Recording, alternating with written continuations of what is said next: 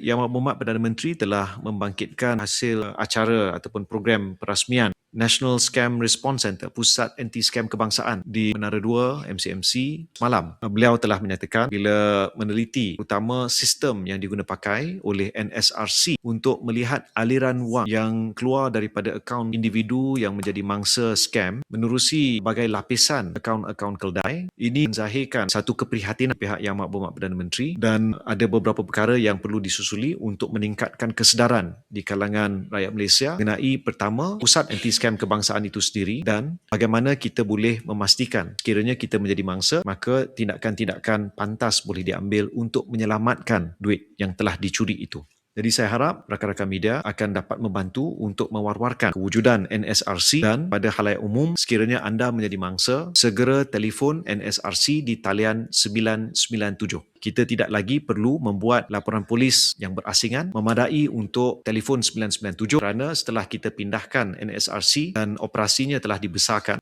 pegawai-pegawai dan anggota polis sedia untuk menerima panggilan dan membantu membuat laporan dan di NSRC juga terdapat pasukan daripada bank-bank komersial serta wakil daripada syarikat telco. Ini sudah pasti merupakan satu usaha yang akan dapat menyelamatkan lebih banyak duit rakyat insya-Allah.